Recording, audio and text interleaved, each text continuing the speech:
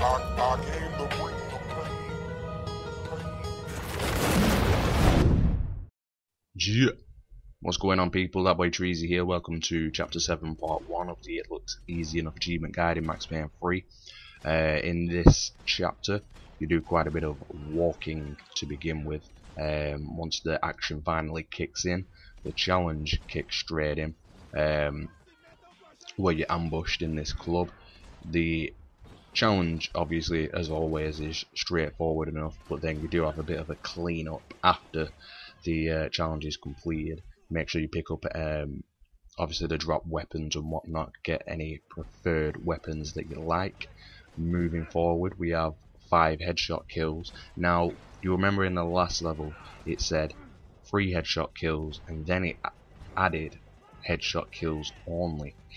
In this situation here, where it solely says headshot kills, you can actually still kill the enemies with body shots, but obviously it doesn't count towards a challenge. But at the same time, it doesn't fail the challenge, which was in a way kind of a problem for me with this challenge. I mean, it only took me about 3 or 4 attempts, but I kept like killing guys by mistake without the headshot.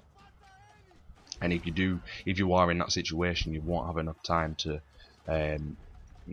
kill the remaining guys with headshots. Maybe that last guy right there if you're quick enough, but when you're fighting the uphill battle, so to speak, in that section, it can be quite awkward. It's still relatively easy, but it can be just a little bit chaotic. With this challenge, the 8 kills as you're going up this chain, I failed the first time around right at the end after I'd actually completed a challenge, and it was basically because I didn't kill this guy right here first. When I came off the chain, I went for the guy at the far left. I don't know why, I just did. And then when I kind of like shoot dodged, landed right next to the guy who was stashed behind cover, and he wiped me out while I was on the floor. So just keep that in mind for when you guys come across that situation right there. The next challenge, we got some headshots to get. I'm using the Uzi here, but the rifle that you can actually pick up comes with like a scoped view. Well, like you can see now, first person kind of scoped view, and it's actually pretty healthy. You know what I'm saying?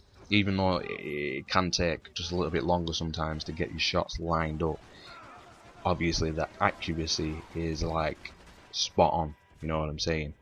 Whereas sometimes the Uzis and the pistols, even though you're aiming it right at the head, they don't exactly always hit in one. You know what I'm saying? But obviously that's just down to personal preference and whatever weapon you guys want to use.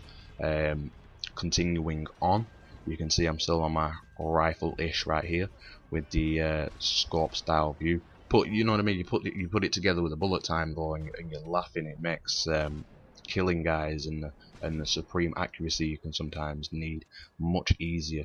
It's also worth noting as well in this section, you could perhaps move aggressively over the bridge if you need that third guy as one of the kills in the challenge. I mean, the guy on the right side of the bridge exit might hammer you, but if you use your bullet time at the right time, you could work that situation differently. You know what I mean? Moving on to this challenge, again made very easy thanks to the rifle with the scope. Pretty straightforward. I personally remembered where each guy was going to spawn, but you do have a decent number of guys to take out of that part, so there's no real bother there. This section is kills without cover, so obviously burst through the door, work your magic. As you can see here, failed a little bit there, but I had the pills equipped. Well, I had pills to use, so it was all good. I went into last man stand here, got back up, dived into cover, jumped over the cover, slow-mo, bam bam bam, headshot, easy.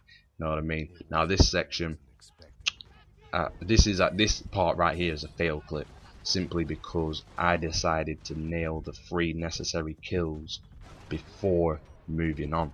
Now spending too much time loitering in this first section got me burnt, literally.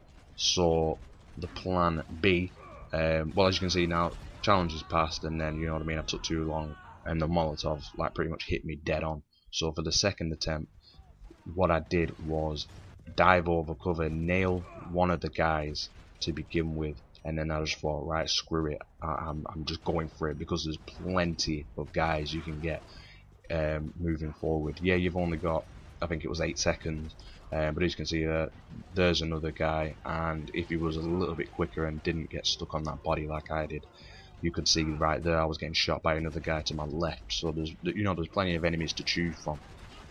And then I've left this last bit in as the run up to the end of the level, because it does get pretty heavy in this section.